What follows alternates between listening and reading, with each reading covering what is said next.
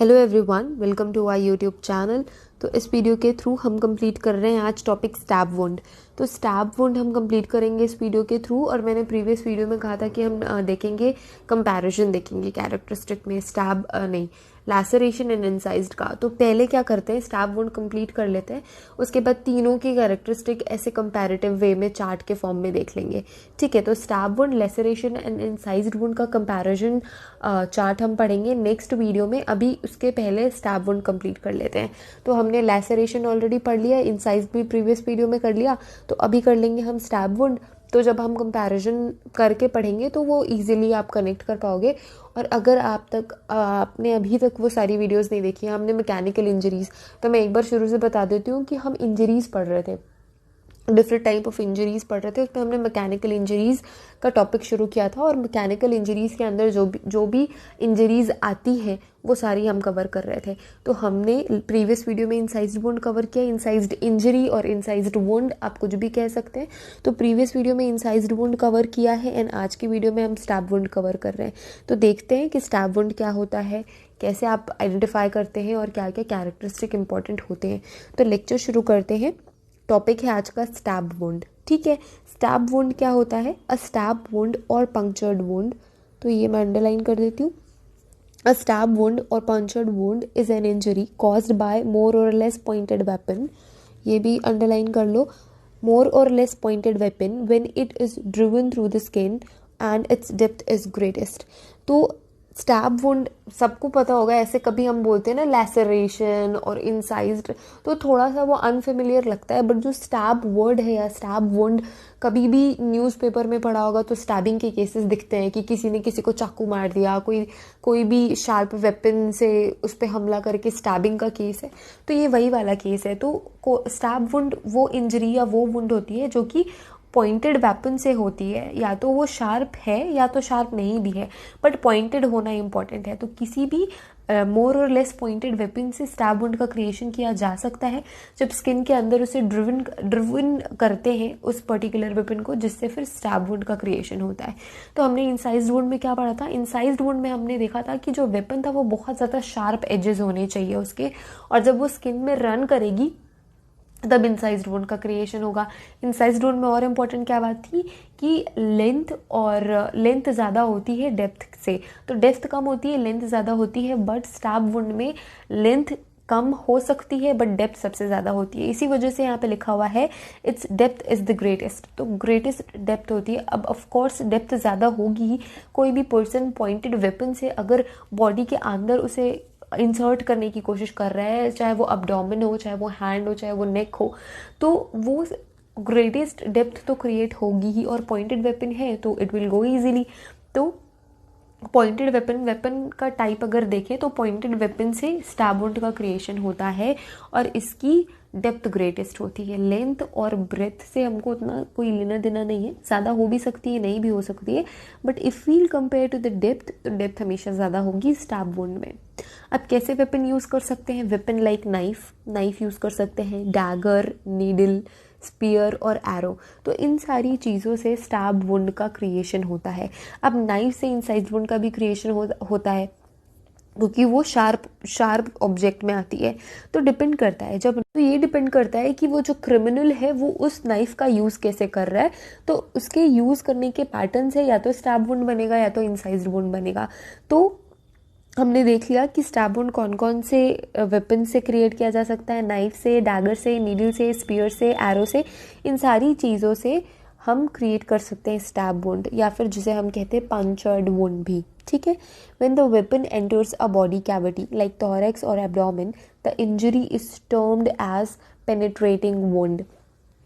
तो जो हमारा वेपन है जब बॉडी के अंदर एंटर करता है, कैविटीज़ लाइक हमारा जो थोरैक्स है एंड जो अब्डोमेन है, अगर वहाँ पे जो वेपन है वो बॉडी के अंदर एंटर करता है, तब हम इस इंजरी को क्या नाम देते हैं? तब हम बोलते हैं इसको पेनिट्रेटिंग वुंड। अब पेनिट्रेटिंग वुंड क्यों बोलेंगे? तो जो हमारा अब्डोमेन वाला एरिया होता है, जो थोरैक्स कैविटी होता है, वहाँ पे सब सॉफ्ट हमारे ऑर्गन्स होते हैं, लाइक स्टमक हो गया, इंटेस्टाइन हो गई, हार्ट, लंग्स। तो ये सारी की सारी ना सॉफ्ट हमारे इंटरनल ऑर्गन्स है। तो ये हालांकि केज, अगर हम बात करें थोरेक्स की, तो उसमें केज के अंदर हमारा लंग एंड हार्ट की सारा सिचुएटेड है, बट उसका जो एरिया का कवरिंग एरिया है वो as compare to the other soft organs कम होता है। तो ऐसे बॉडी कैविटीज़ में जो भी शार्प ऑब्जेक्ट है वो ईजीली बॉडी कैविटी में इंसर्ट हो जाता है, क्योंकि वो पॉइंटेड भी है, और कोई भी ऐसा हार्ड ऑब्जेक्ट या कोई बोन लाइक स्ट्रक्चर या स्कल लाइक स्ट्रक्चर नहीं होता है जो कि उसके अगेंस्ट वर्क कर सके। तब इस वजह से जो ऑब्जेक्ट है, जो वेपन है, वो इजीली बॉडी कैविटीज़ में पेनिट्रेट हो जाता है, एंटर हो जाता है। तो इस वजह से ही हम इसे पेनिट्रेटिंग वुंड भी कहते हैं, क्योंकि पेनिट्रेशन का चांसेस हाई है। अगर मैं बोलूँ अपर आर्म्स एंड लोअर आर्म्स, या फिर जो जिसमें भी कोई भी ऐसा बॉडी एरिया जिसमें कोई हार्ड बोन स्किन के अंडरनीथ है, तो कोई भी वेपन अगर इंसर्ट करने की कोशिश करे या तो फिर जो भी क्रिमिनल है वो अटैक करने की कोशिश करे, तो वो हार्ड ऑब्जेक्ट जो बहुत ज़्यादा हार्ड है, बहुत ज़्यादा स्ट्रॉन्ग है, वो भी वेपन पेनिट्रेट जल्दी से नहीं होगा, या फिर बहुत ज़्यादा मैन पावर की ज़रूरत पड़ेगी कि उसको पेनिट्रेट कर सके। बट बॉडी जो सॉफ्ट बॉडी कैविटीज़ है, जो हमारे सॉफ्ट बॉडी ऑर्गन्स है, लाइक स्टमक, हार्ट, लंग्स, ये सारी चीज़ें जहाँ सिचुएटेड है, तो वहाँ पे जब कोई भी शार्प वेपन एंटर करेगा तो वो पेनिट्रेट कर जाएगा easily as compare to the other body parts. तो इस वजह से ही हम उसे पेनिट्रेटिंग वुंड भी कहते हैं।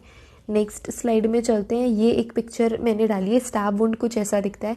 तो देखो ये तो पूरा पेनिट्रेट कर गया है। कलर चेंज कर लेते हैं, ब्लैक ही कर लेते हैं। तो यहाँ पे देखो ये पूरा पेनिट्रेशन हो चुका है। ओके, ब्लू ही कर लेते हैं, ठीक है। यहाँ पे देखो ये पेनिट्रेशन किया हुआ है, कोई भी कलर ढंग से दिख नहीं रहा है, बट स्टिल बिल्कुल क्लियर पिक्चर है, तो ऐसे कोई मुझे अंडरलाइन करने की ज़रूरत नहीं है। देखो यहाँ पे नाइफ है जो कि पूरी अब्डोमेन कैविटी में पेनिट्रेट कर गई, जिससे मैंने बोला कि कोई भी ऐसा हार्ड रिजिड सरफेस नहीं है इसके अंदर, हमारे अब्डोमेन एंड थोरैक्स के अंदर, तो कोई भी पॉइंटेड ऑब्जेक्ट बहुत इजीली पेनिट्रेट हो जाती है। तो इसी वजह से हम इसे कौन सा वुंड भी कहते हैं, पेनिट्रेटिंग वुंड भी कहते हैं, ठीक है।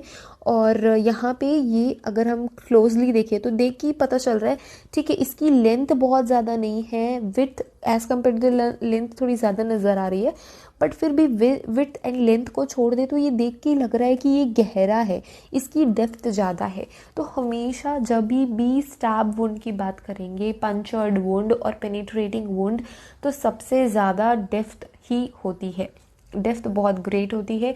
बट वो ऐसे देख के समझ में नहीं आती जब तक डिटेलली हम नहीं देखें कि ये कितना गहरा है।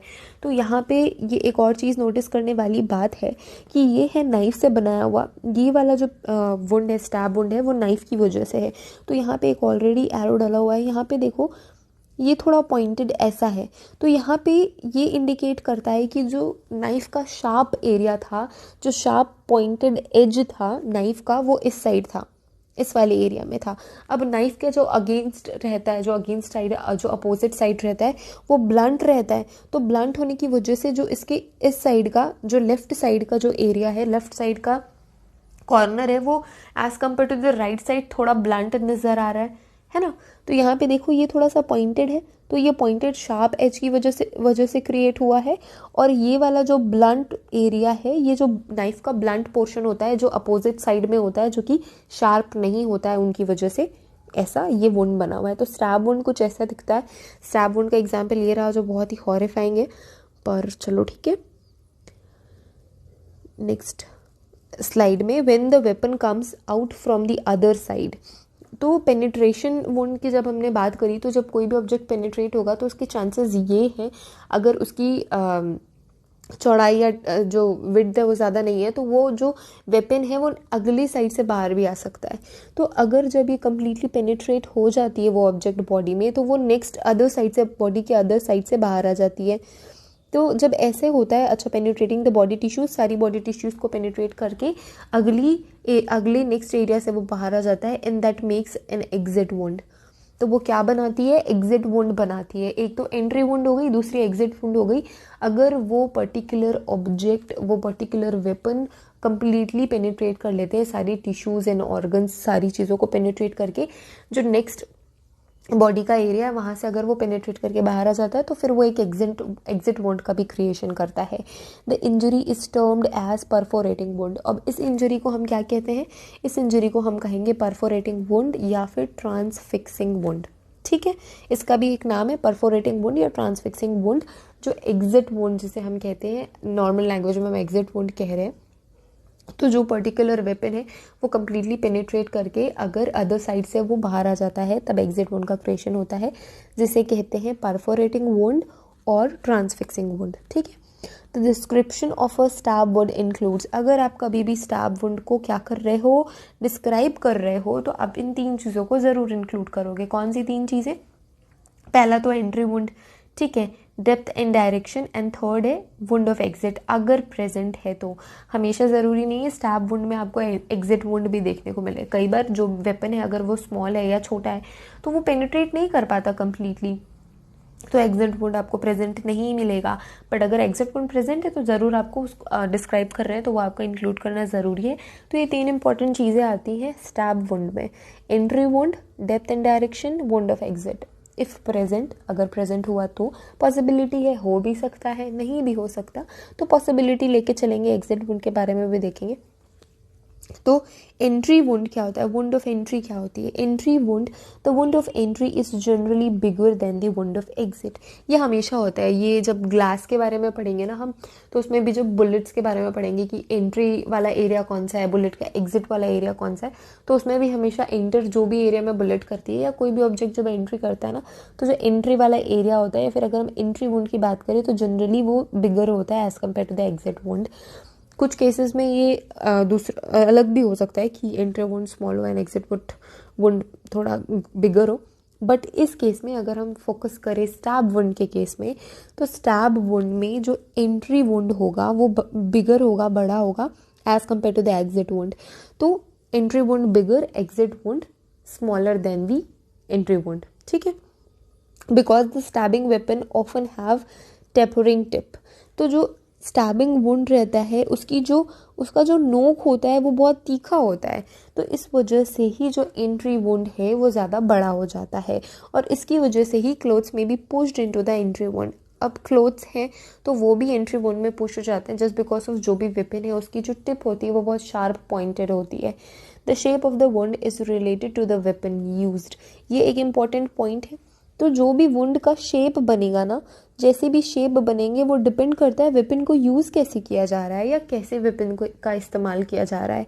अगर हमने अभी एक पिक्चर देखी जिसमें मैंने बोला कि नाइफ का जो पॉइंटेड एज था वो राइट साइड में था क्योंकि वो पॉइंटेड वुंड नज़र आ रहा था, एंड अदर साइड जो उसका अपोजिट साइड था वो ब्लंट एरिया का था, इस वजह से वो ब्लंटली, उसका शेप थोड़ा ब्लंट था, उतना पॉइंटेड नहीं दिख रहा था। तो यहीं पे ये बात हो रही है कि जो वुंड का क्रिएशन है वो डिपेंड करता है वेपन को यूज़ कैसे किया जा रहा है। नाइफ अगर यूज़ करें with one sharp cutting edge and another blunt edge में produce a wedge shape injury. तो हमने अगर बात करी, जो नाइफ होता है उसका एक एरिया ब्लंट होता है एंड एक एरिया क्या होता है, शार्प होता है, तो उस तरीके का वुंड का क्रिएशन होता है। वन पॉइंटेड और एक ब्लंट एज रहता है, एक एज जो रहता है वो पॉइंटेड होता है, दूसरा ब्लंट रहता है। ठीक है, अगर हम डबल एज्ड नाइफ की बात करें, वो नाइफ जिसके दोनों जो एंड्स हैं वो बहुत शार्प और पॉइंटेड हैं, तो इलिप्टिकल इंजरी का क्रिएशन होगा। कैसी इंजरी बनेगी? अगर बना के देखें तो ये दोनों एरिया लेफ्ट राइट दोनों ऐसे पॉइंटेड बनेगा, तो ये डबल एज्ड नाइफ की वजह से ऐसे वुंड का क्रिएशन होगा जब दोनों एरिया पॉइंटेड हो और ये आपका वुंड हो। और round pointed weapon makes circular injury. अब कोई राउंड पॉइंटेड वेपन है तो वो कैसे इंजरी का क्रिएशन करेगा? सर्कुलर इंजरी का क्रिएशन करेगा। And a pointed square shaped weapon, अगर जो वेपन है उसका शेप स्क्वायर शेप का है तो that makes a cruciate injury, तो वो क्रूशिएट इंजरी का क्रिएशन करेगा। तो यहाँ पे डिपेंड करता है कि वेपन के एजेस कैसे हैं, पॉइंटेड है, डबल साइडेड है, स्क्वायर शेप का है, तो उसके अकॉर्डिंग डिफरेंट इंजरी का शेप भी बनेगा। ऑफ कोर्स उसकी डेप्थ बहुत ज़्यादा होगी, बट ऊपर से भी देख के आप ये आइडिया लगा सकते हैं कि किस तरीके की वेपन्स को यूज़ किया गया है। Occurrence of stab wound in paired pattern suggests the use of weapon like fork paired of scissors. तो अगर स्टैब वुंड अकर हो रहे हैं पेयर पैटर्न में, तो एक के साथ एक फ्री अगर है इंजरी, तो वो आप डिपेंड करता है कि उसने फिर दूसरे तरीके का ऑब्जेक्ट यूज़ किया है, या तो वो सिजर्स हो सकते हैं क्योंकि सिजर्स में 2 हैंड्स होते हैं ना, तो वो अगर सिजर से कोई अटैक करेगा तो 2 पैटर्न का इंजरी का क्रिएशन होगा, एक के साथ एक और होगा। तो ये डिपेंड करता है कि कैसे वेपन्स को यूज़ कर रहे हैं, या तो फिर वो सिजर्स का यूज़ कर रहा है वो पर्सन जो भी क्रिमिनल है, या तो फिर फॉक का उसने यूज़ किया है। तो उसमें मल्टीपल स्टैब्स आपको देखने को मिलेंगे उस पर्सन की बॉडी में। डेप्थ और डायरेक्शन की अगर हम बात करें स्टैब वुंड में, तो पहले हमने देखा था wound of entry, direction and depth and then exit wound. तो डायरेक्शन और डेप्थ की अगर बात करें तो एक्सटर्नली अगर हम एग्जामिन करेंगे, the external examination of a stab wound gives no identification of its depth, direction and internal injuries.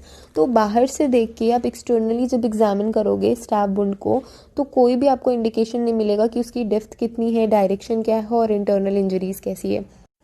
The depth of the stab wound is greater than its length and breadth. तो ये हमने पहले भी पढ़ा था कि जो डेप्थ होती है, जो स्टैब वुंड की डेप्थ होती है वो ज़्यादा होती है लेंथ और ब्रेथ से। तो लेंथ और ब्रेथ से ज़्यादा हमेशा डेप्थ रहेगी स्टैब वुंड में। The stab wound does not depend on the length of the blade. तो ये एक इम्पॉर्टेंट चीज़ है, जो स्टैब वुंड है वो डिपेंड नहीं करता लेंथ की, ब्लेड की लेंथ की। तो जो भी वेपन यूज़ किया जा रहा है to create the stab wound, तो उसमें उस पर्टिकुलर वेपन की लेंथ कितनी है ये मैटर नहीं करती। हमेशा क्या मैटर करता है, the force. But it is dependent on the thrusting force. तो जिस फोर्स से उस पर्टिकुलर वेपन को किसी भी बॉडी कैविटी में इंसर्ट किया जा रहा है, वो फोर्स मैटर करता है। ये मैटर नहीं करता कि उस पर्टिकुलर वेपन की लेंथ कितनी है। मैटर क्या करता है, मैटर करता है force.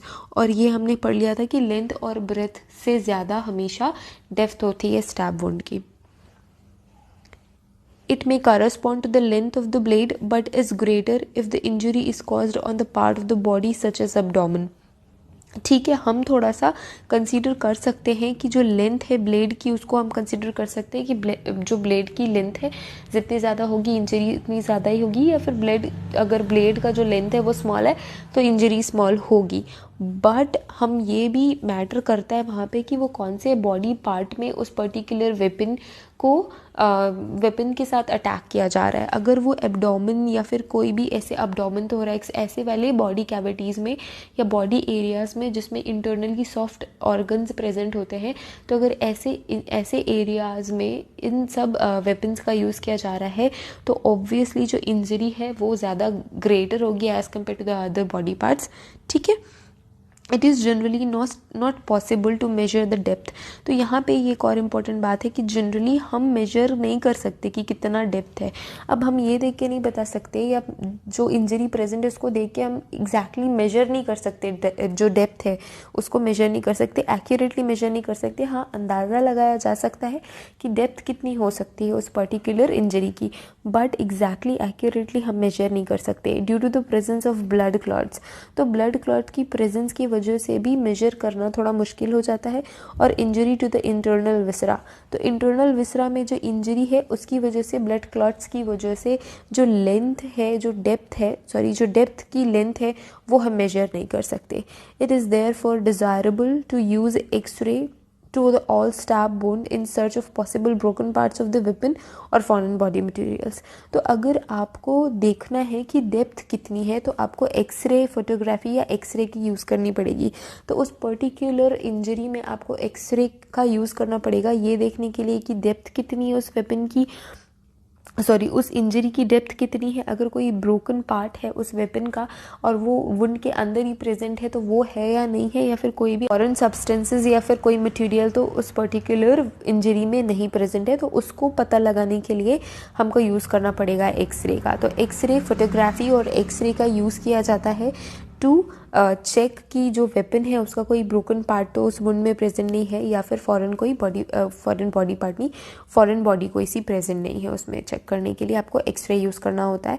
Eight autopsy when the stab wound is seen to go through cartilage or bone, the cut surface must be saved in the formalin for possible tool comparison with the suspected weapon.